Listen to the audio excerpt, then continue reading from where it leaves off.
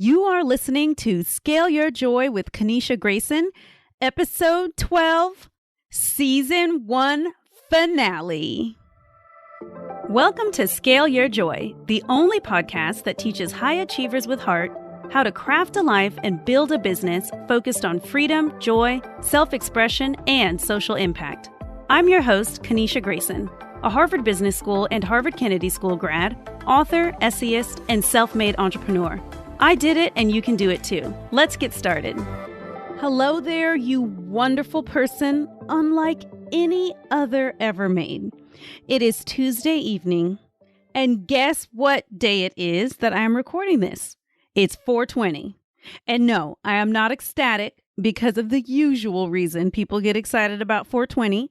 But today, the day that I'm recording this, April 20th, 2021, is the 1-year meet anniversary for me and Zadie, my beloved rescue dog, and then a few hours later, me and Tyler.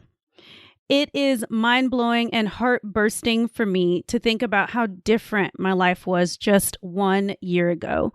I was single and deeply desiring a committed romantic partnership. I was sheltering in place alone in my apartment, and I was pretty lonely. I was trying to find a dog to foster to keep me company for the long days and nights, but I just kept getting passed over. And 1 year later, I have a dog, not a foster, a dog that I all the way adopted, Lady Zadie. And I also have that committed romantic partnership that I so deeply desired and still desire and have and cherish. And not only do I have those two wonderful beings in my life, but we all live together peacefully and joyfully, and we will soon be moving into a house together. And you heard right, my friends. So that second house that I went under contract on is still a go. Inspection has been completed. Appraisal has been completed. My loan has been approved.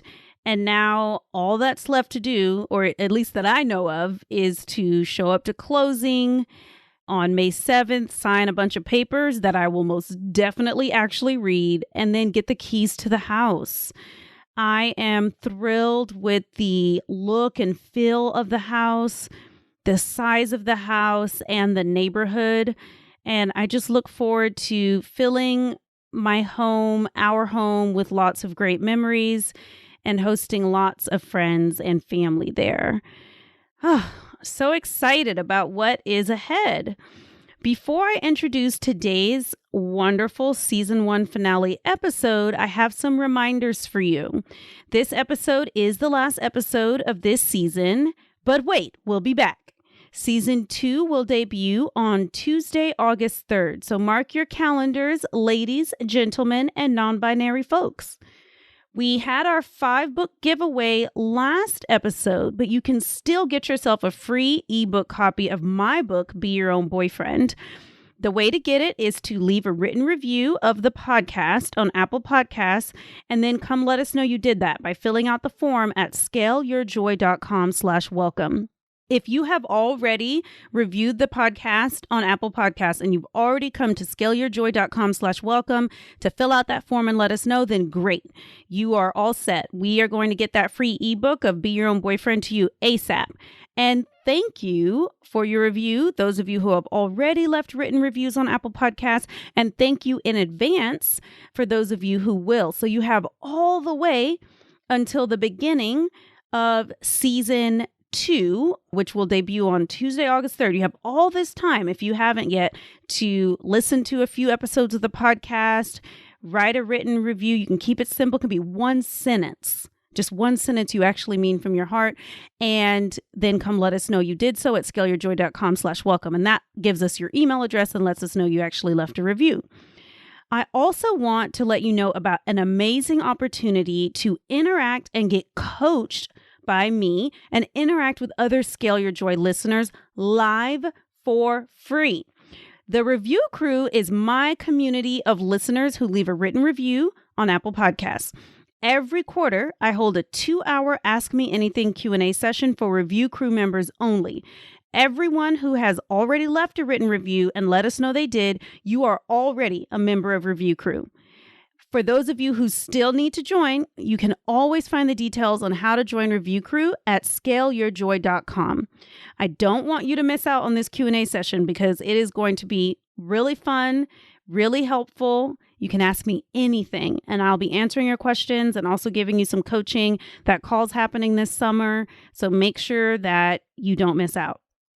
While we're on our summer break, please stay in touch. We want to hear from you. We want to stay in your life. So you can visit scaleyourjoy.com and subscribe to our monthly newsletter called The Joy Note. And you can also follow us on LinkedIn for the latest. We have some really cute posts and carousels on LinkedIn that I think you'd really enjoy. Today's episode features an intimate conversation between me and my good friend, Reshma Kirpalani. Reshma is an amazing award-winning journalist that I have been good friends with for 7 years. During our chat, we discussed the experience of filming a 5-part docuseries about the COVID-19 pandemic that we've all been living and a challenging professional setback that Reshma experienced along the way. We also talk about the difficulties of making friends in your 30s, and we also talk about why we think our friendship is a deep one and a great one.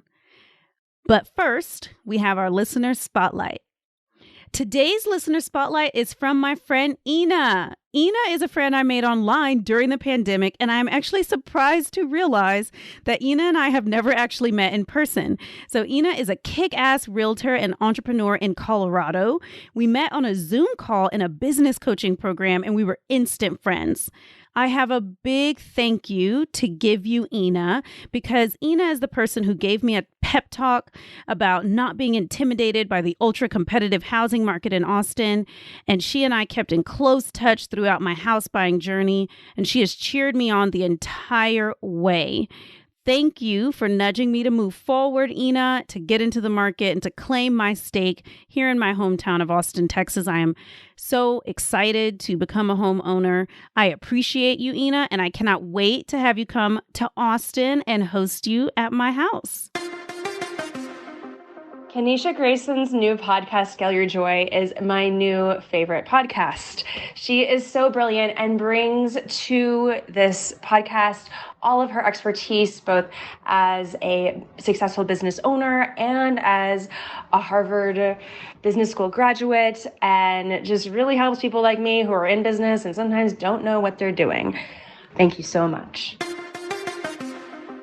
Before the official conversation with me and Reshma, I am going to share some juicy pre-roll backstage pass content so that you can get an inside look at me and Reshma's friendship rather than just the official interview content. And I have Reshma's permission to do that.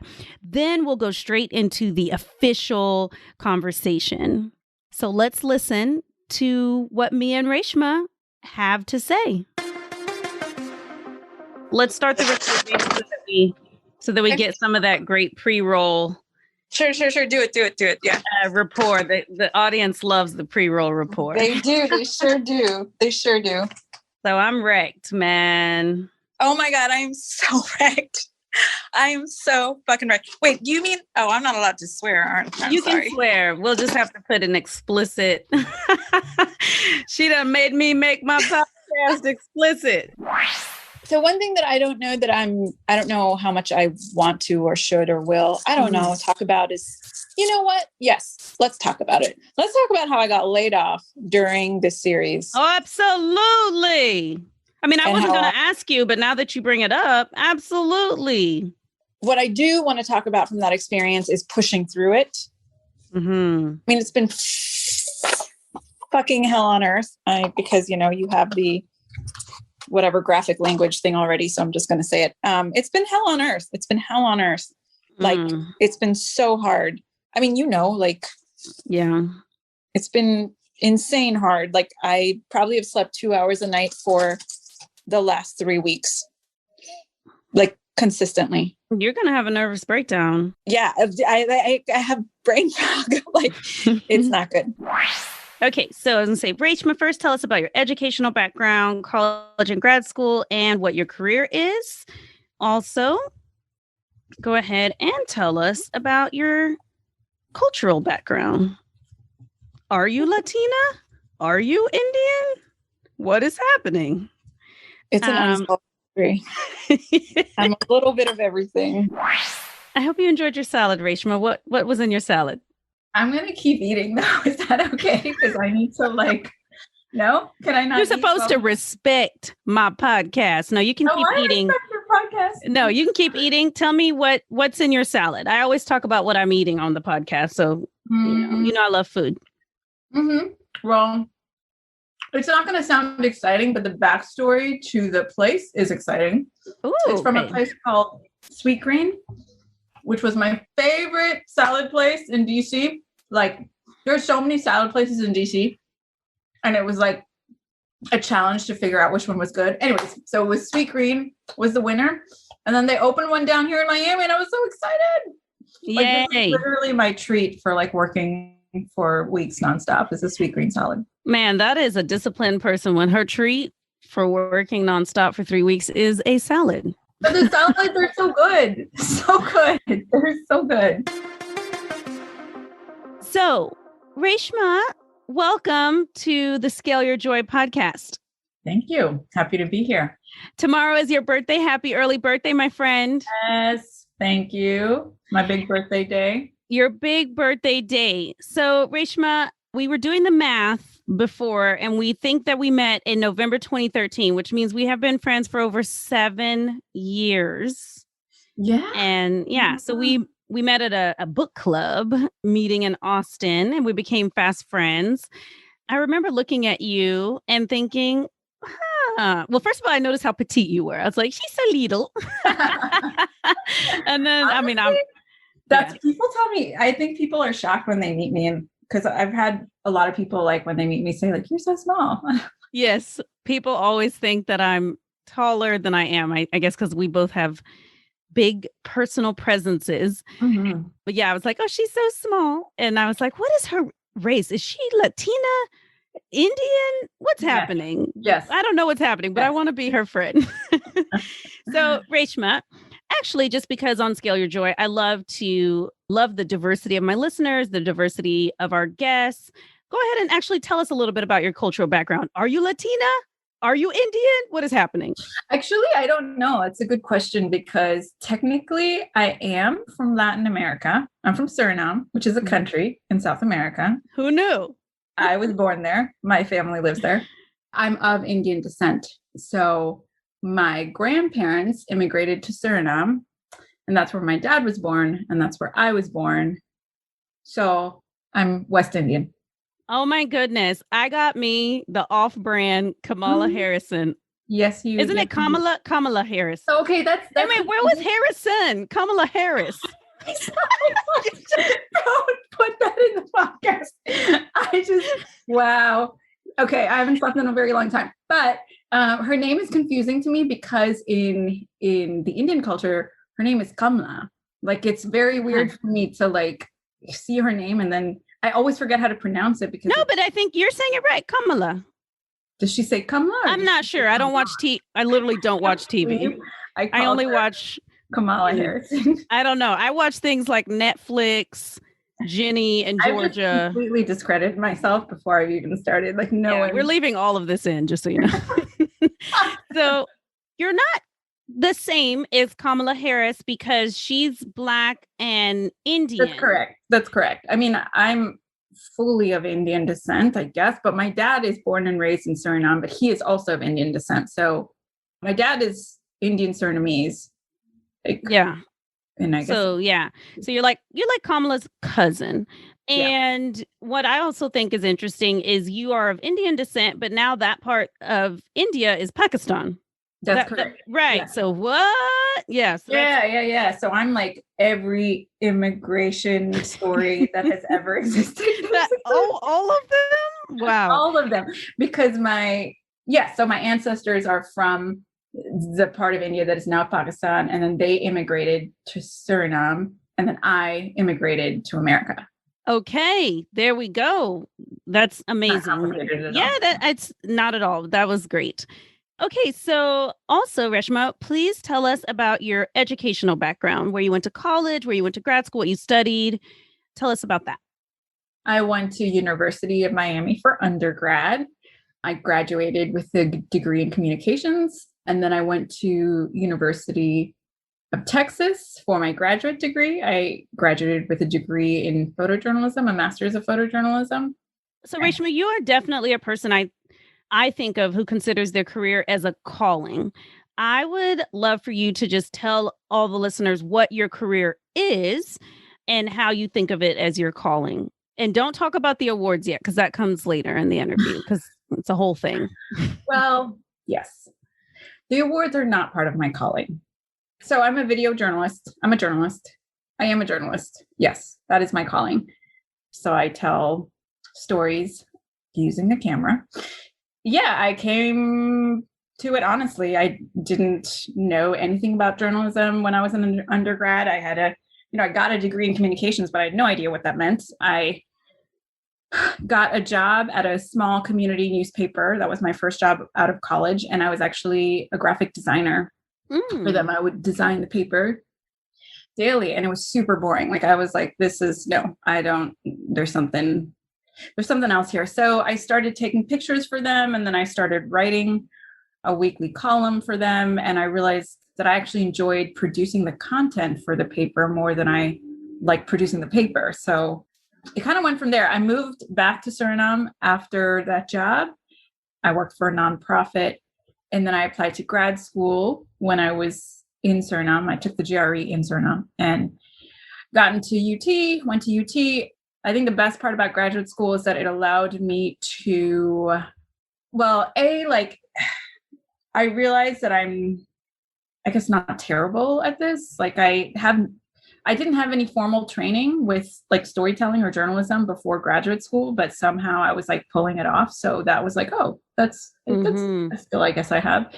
And then the other thing about graduate school is that like you can do every internship on the planet, and like you have access to it because you're a student. And that's basically what I did, is I just like interned everywhere. And my formal education in graduate school was almost secondary to my experience working in different newsrooms. That was like invaluable, actually. And I really learned a lot of what I do now on the job. Like I didn't learn it in the classrooms. I learned it on the job. Okay, I love that. I love hearing about the early part of your career, because when I met you, you were already out of grad school, back from Suriname, in a career, Correct. and pretty confident in your career. I've watched you really blossom and grow in your career, but it's lovely to just hear about these early days of how you came to it, and you really were called to it, right? It was just, you studied communication, then you got this job that was kind of boring, but then just slowly, step by step, moved closer and closer. And it's so interesting because there's no part of your story where you're like, oh, and then I spent 3 years fundraising for a nonprofit or something like that. It's all just kind of like you getting guided to where you are today. I mean, 100%. I remember specifically, I was in my first job. I was at the newspaper. I was designing the daily paper. I was so bored. I was just like, this cannot be my life. Like this is not the right fit. I thought, because I really liked graphic design. I thought that was going to be my future. But it was so boring. And I remember being in an Einstein's coffee, just like sitting there with my coffee and I just felt like, I just knew, I was like, there is something bigger for me out there. Like, this is not all there is. Like, and actually that's part of the reason I quit that job to move, and I moved back to Suriname, because I was like, I cannot stay here. Like, this is too small. And I don't say that like in a, I don't know, like vain way. Like I just kind of knew this is not the path for me, and I need to find what is. I love that. I love that, being in integrity with your inner wisdom of, you weren't exactly sure what was for you, but you were willing to let go of what you had to find it. I want to say I've always had an inner knowing about my work. I don't know if that's true. Maybe that's not true. but it feels like it. I mean, when I compare it to other parts of my life where I have zero inner knowing, like it's so markedly different, like how I feel about my calling versus like other parts of my life where I don't feel that sense of like ownership and connection and intuition. So that's how I know the difference is that like, I don't have it in every aspect of my life, quite frankly. Like I don't know anyone who does, but I do have it in this part of my life. And I won't curse. I'm very grateful. You can curse. That's who you are. That is totally fine. Okay, so speaking of your career, I just finished watching episode 2 in the docuseries that you produced that is out right now, just came out right now. The last episode comes out just a few days after this episode is released. It's called Inside the COVID Unit. And I'm wrecked, Reshma. I'm wrecked. It is so happy to hear that. I'm so happy to hear that you're happy to hear that I'm wrecked. Yep. Mm-hmm. It's so good. It is so well done, so engaging, educational, entertaining, inspiring. And if I'm going to watch a documentary about something as momentous as the COVID-19 pandemic, I do want my heartstrings pulled. And I just feel very invested in each of the people that you're interviewing. And also the music is it's well scored. I was texting you while I was watching it because, I'm an interactive audience member. And when they're showing the mom and all the frenzy of trying to both be present for her husband, who's a charge nurse in the COVID-19 ICU, but then she's also trying to entertain what looks like maybe 3-4 kids, and also trying to sort of maybe let you see her life. And then that music is playing and it's just getting more and more intense. And then the more lighthearted, plucky music that you play when the doctor, I can't remember his name, but when the doctor is, jokingly talking next to his wife about how he doesn't have a heart, where a heart goes, he has no emotions. And, they're just being really jokey with each other. It's really excellently done. And I want everyone listening to this episode to go watch all 5 episodes. You can get the links to all 5 episodes at this episode show notes, scaleyourjoy.com/12. I want you to watch all 5. And you will feel just as inspired, entertained, touched, and wrecked as I am. And so just tell us about this docuseries, Inside the COVID Unit. Reshma, what is it about? Tell us about it. So I ended up in Miami. I came down here to help the Miami Herald with their COVID-19 coverage. And I was working on daily stories for a while. But of course, the whole time, what we were all thinking about is like, what is actually going on inside the hospital? We were hearing horror stories. We were seeing posts on social media from like nurses and doctors, whatever. But like, I wasn't seeing very much of like what was going on and how that was really affecting the healthcare workers. So I decided to find out. Contacted a comms person for the largest public health system in South Florida, completely cold. I just found her email on Instagram and emailed her, and I pitched her an idea for a documentary. It was supposed to be like one documentary short. We had no idea what was happening with the pandemic or how long it was going to last or what was going to happen in Miami. The immediate challenge was like how to show what was happening inside the COVID unit, because of course, at this point, there were no visitors inside the hospital. So they were certainly not going to let me in with my camera. And also it's like such a sensitive subject, right? Like, so I immediately pitched having the doctors and the nurses film inside the COVID unit themselves, which meant the second challenge would be to find the right people to tell the right story. Because as you can imagine, in an ICU, the last thing that a healthcare worker is thinking about is like, let me pull out my phone to film this right now. But I actually did find a healthcare worker who was willing to do that and who did do that all through the pandemic, which I can't tell you, like, I found the right people to tell the right story. And that has made all the difference for this series, in my opinion. So Dr. Andrew Pastewski, who is the doctor in the series, he had become the medical director of the ICU at Jackson South Medical Center, but like a month before the pandemic hit. And he was still trying to like build up his unit. He was still getting to know his unit. And all of a sudden, this worldwide pandemic happens and he's leading his team through it.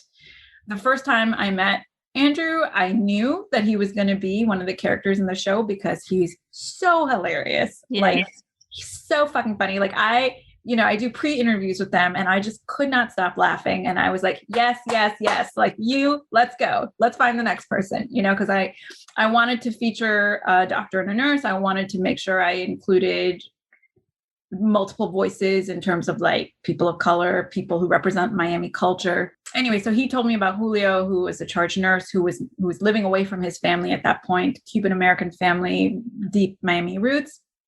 And then along the way, he was telling me about Mr. Washington and the sad story about having already lost his son. Derek Washington was the first COVID ICU death. And then his father in Florida or in that hospital at Jackson South at that okay hospital. Yeah. And then several days later, his father was also admitted to that ICU with COVID-19. So when he told me about the story, I was like, that's devastating. Like, devastating. That poor woman, like what? And one of the hardest parts of my job is like asking people to talk to me when they're going through something really hard. Mm-hmm. And it was a big ask, but I asked Andrew, like, do you think she'd be willing to talk to me? And at this point, her husband was still in the ICU. I'm not going to tell you what happens. It was a very sensitive moment for her. And when she agreed to talk to me, I was like, okay, yes, thank you. Let's, And so when I met Mrs. Washington, like I was like, we got it. Like, it's the trio. You have your cast. Yeah. My cast, like they represent different stories in a way that will fully complete this picture of like the pandemic experience and community. So yeah, that's how that worked out. Yes. It's so interesting to hear about the intentionality of how you craft the story. I think a lot of people think that documentaries are about like show up somewhere with a camera and see what happens, and that's the documentary, but there really is quite a bit of shaping, selection, curation, and storycraft. So it's super interesting to hear about how purposeful you were in making sure that it was a diverse cast, that it was diverse in terms of profession. And I can see it. It really, to me, really reflects the diversity of Miami, right? We've got Dr. Patuski, who seems like maybe he's like some sort of Polish American Brooklyn dude or some Long Island or something. Brooklyn. And Brooklyn, I had it right. Okay. And then we have his wife, who appears to be Asian American. And then we've got Mrs. Washington, who's African American. Then we've got, Julio and his wife, who are Cuban American. And I'm like, yes, that's Miami. Yes, exactly. I pre-interviewed multiple people, healthcare workers for the show. And I was very clear that like, I need to be talking to people from different backgrounds. And when I wasn't maybe initially getting that for a minute, like I made that clear that that's important to me, worked with me. So that was really important to me. I mean, if we're going to tell a story about a community, we have to show the community, like we have to represent the community, like that needs to be correct. That's right. And so you are filming what you originally think is going to be sort of one documentary. You've got this unprecedented access to the staff. The staff is giving you this also a very non-traditional footage. I can imagine there were so many different HIPAA type things and hurdles you had to deal with, and so much uncertainty just to get this story out there. And then in the middle of all this, you learn you are getting laid off from your job, the job for which you are producing this documentary. So tell us about that and how you have handled losing your job, especially a person who you consider your career calling. I totally consider this your calling, to have lost it during the pandemic and in the middle of what I could imagine is the biggest story you have worked on to date. All of us have a story, right? Like my story is ongoing while I'm telling theirs. And the reality of the pandemic is a lot of people lost their jobs. I could not let that stop me from telling this story. So while I was being laid off, I didn't actually care about getting laid off. What I cared about was like, I mean, the, agreement we'd made with this large healthcare system, and it's important storytelling. And we can't, please let me finish it. They made a huge exception for me, which was very generous of them. Gave me 3 months to finish out the documentary series. And that is not very much time to produce a 5-part documentary series, but it was better than the alternative. So it's been really rough. It's been very hard. I mean, it's shooting a documentary during a worldwide pandemic is very different from shooting something during like normal times. You know, I was wearing full PPE while I was filming. Wow. And the equipment is already heavy. Oh yeah. Yeah. I'll share a photo with you actually. Yeah, we'll put, if you're okay, we can put that photo on the show notes page so people can see what you looked like carrying your little tiny self, carrying all that equipment in full PPE. I think that would be an amazing photo. Maybe we can even use that. We can use that for your episode artwork. Feel free, because I ultimately, I personally filmed inside the COVID unit because one of my asks was, yes, I understand right now numbers are high. We can have them film inside the COVID unit, but as numbers go down, like I would like to film in there at least just once. So when I went to go film inside the COVID unit, I was like full body, you know, PPE, double masked, hairnet. Like I looked terrible, but I had all my gear on me. I'll send you the photo. I look ridiculous, but it was like one of the most important shoots I've ever done. And even while I was filming the doctor and the nurse and Mrs. Washington outside of the COVID unit, the pandemic was still very real. And I was wearing full PPE and, you know, trying not to get too close to people while I was interviewing them. And I was scared. I had multiple COVID scares. I mean, at a certain point, I was getting tested like weekly. It was just like part of my weekly routine because I live with a sister who's technically high risk. She's got asthma. And my worst fear was giving it to her. Like so, you know, I would film for hours. And then I'd come home and immediately throw all of my clothes into the washing machine, take a shower, scrub down, wipe down my equipment before I would even like start attending to the footage or whatever. It was a whole process. I know you're going to get a D or an F on this question, but I still want to ask it is how have you been taking care of yourself as you have worked so tirelessly on this documentary while also knowing that at the end of producing it, you will not have this job? The truth is, I think when you make something like this, which is so time intensive and so emotionally intensive, your life is not going to look normal. Like it's just not.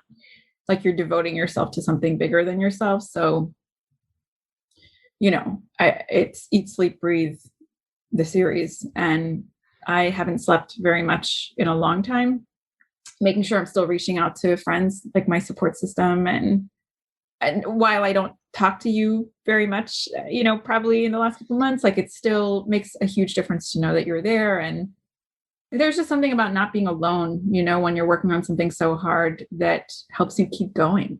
I mean, and that's what I needed. It's like, this was a marathon. I'm still running it and I just need help to keep going. Like no one can run it for me. I have to run it myself, but I need people cheering me on. And I would text people and just be like, can you please be my cheerleader today? I literally. Oh, that's so good. Yep. And they were, and they still are. And it's made all the difference. It's made all the difference. I mean, yeah, I think having a support system, period, is essential to life, but especially when you're going through something hard, I would say, I think that's something that I've continued to rely on. And because I have not been able to rely on sleep and eating and like anything else, you know? Oh my goodness. So walk me through the timing a little bit. So episode 5 comes out April 22nd. Then what happens for you?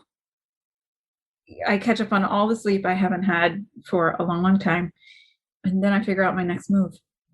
Okay. So literally, is that I'm confused. Are you gone from your job already?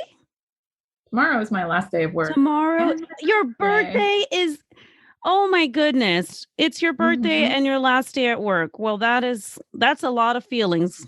Oh yeah. I will be here to receive any voice memos you want to send. Thank you. Maybe I'll send you a very long one. You send me a very long one. And also, of course, we're going to have your Zoom party. And we always have a blast when we get together with our friends. So excited about that. Yes.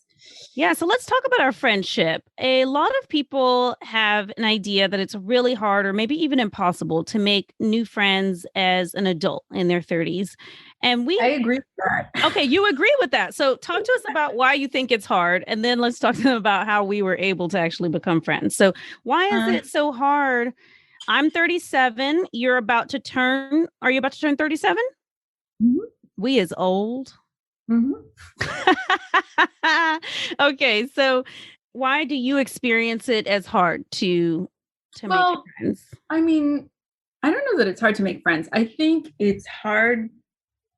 I think as you get older, you're not in a position in life to like dedicate the time and be in the space to like make friends. Like you have to seek that out. And my life the past year or 2 years has looked like displacement, ending up in a city that I never thought I'd live in again, a worldwide pandemic, a documentary series. And even before then, I was traveling a lot for work. So yeah, I think that makes it difficult, right? To like have the time and the intention to make a new friend. However, I'm not saying that like it's impossible. I just think that it gets harder as you get older. And I think that's okay. I mean, yeah, I don't know. It doesn't mean that it doesn't happen. It's just like, it's not as easy. It's not as easy. Yeah.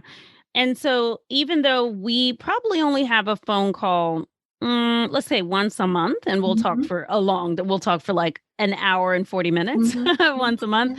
But we do, I would say we have a very close, intimate, vulnerable, open-hearted, and fun friendship. Yes.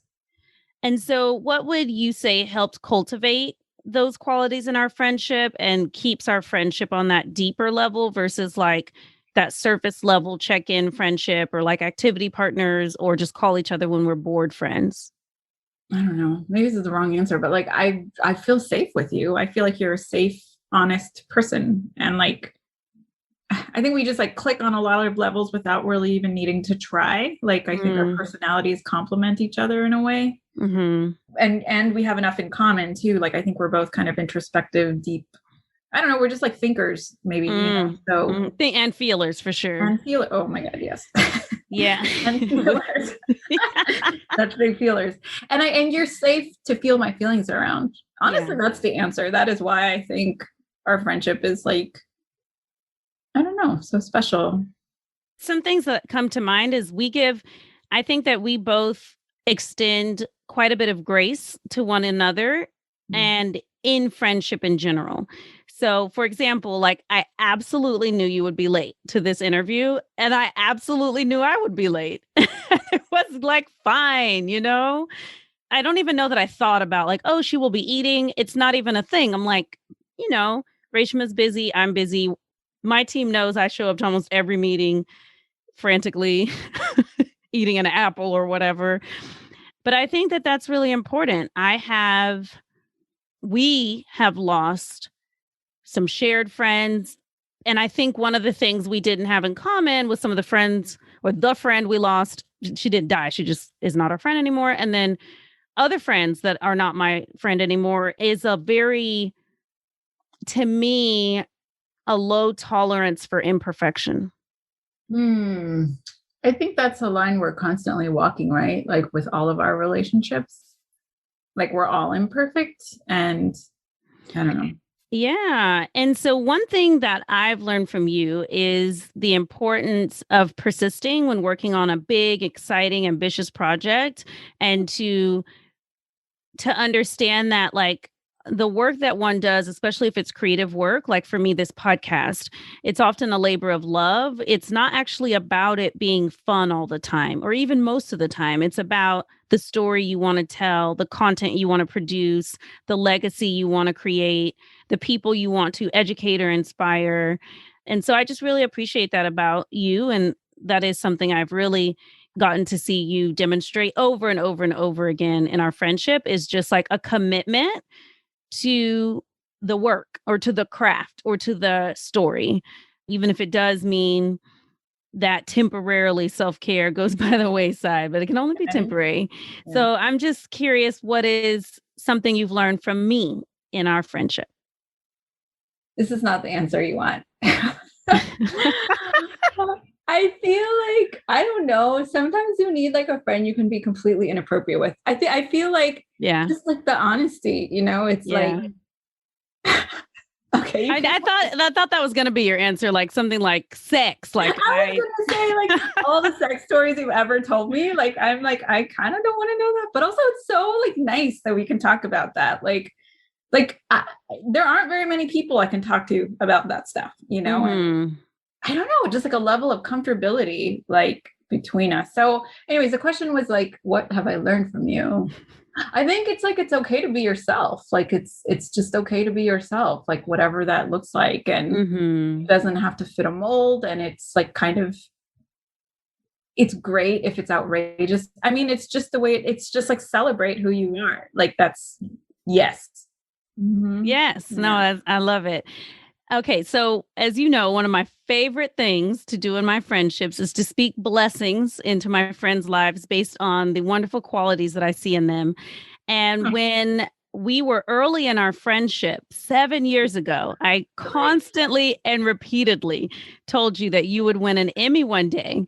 So now it's 7 years later, and please let us know how many Lone Star Emmys, which is our Emmys here in Texas, how many of those have you won since we've been friends? 12. What? A dozen? So. Yeah. I thought, is it 12? Is it 11? Is it 13? We can't even keep track. I think it's 12. That's amazing. What are some of the stories that are still available that people could watch that have won Emmys? The Talk. Okay, we can still watch The Talk. Displaced but Not Erased is a short doc that I produced for the Austin American Statesman.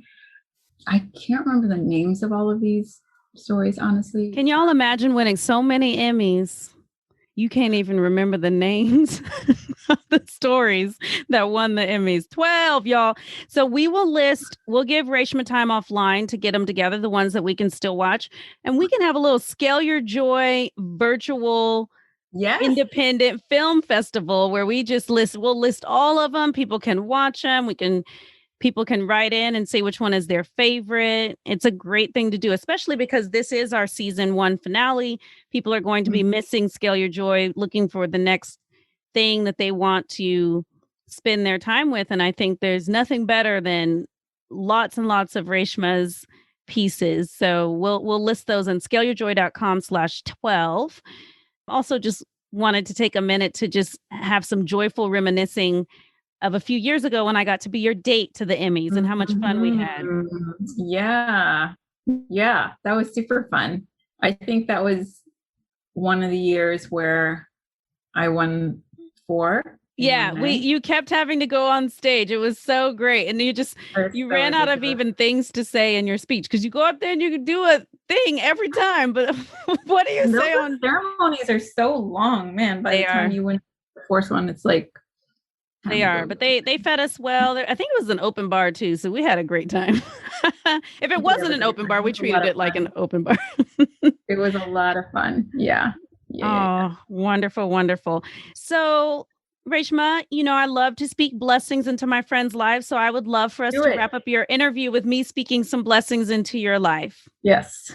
Go. Okay, so in your career, Reshma, I want for you, and I see this with absolute certainty, and I've been saying this for years, for you to be producing video content, very well produced, great budget, great support from management at a globally reaching outlet such as the New York Times or the Washington Post, or maybe even something that takes you international like BBC or Al Jazeera. So I just really see you having the funding, the reach, the authority, everything you need to tell these beautiful stories that are touching people's lives and changing the world.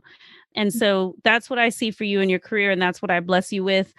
Also in your personal life, I've said this to you before, but I have absolutely no doubt that as long as you keep your heart open and you persist, you will meet your beloved, and this person will be wonderfully special, and you will both bring out the best in one another.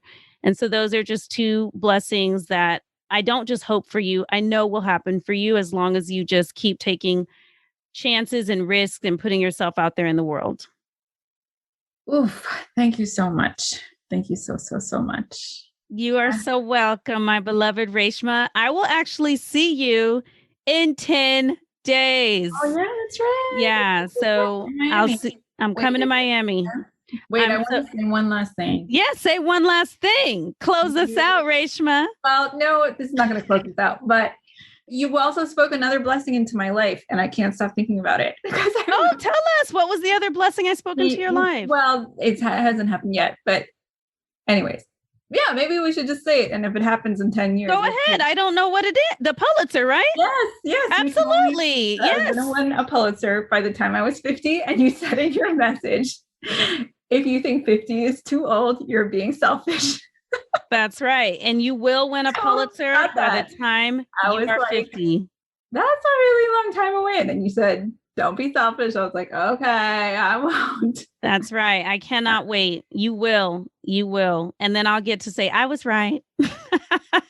Oh my God, how eerie will that be if that's true? I mean, I guess it happened. It's going to happen. I called in the Emmy and oops, we got 12.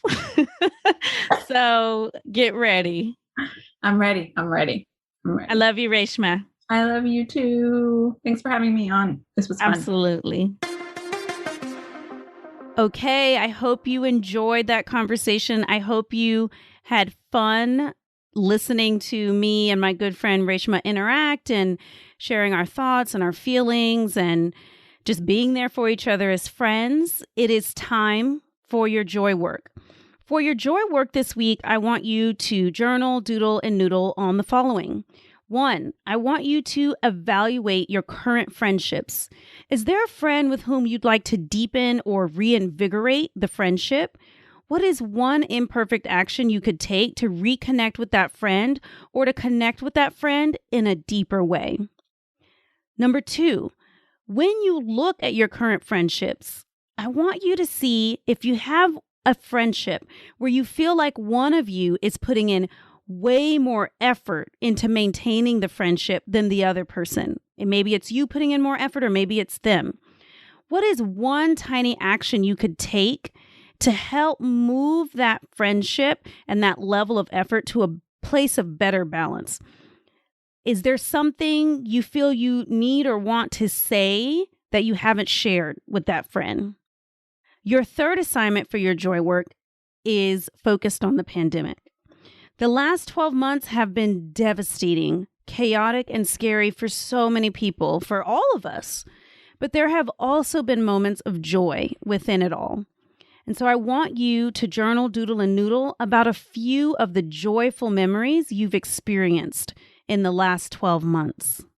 And if you find yourself feeling heartsick because you're like, well, it's really hard for me to think of some joyful memories I've had the last 12 months, it's been terrible, then I validate those feelings and I encourage you to take some imperfect action, make a beautiful mess, and go out over the next week and endeavor to create a joyful memory that you can claim for this time of your life.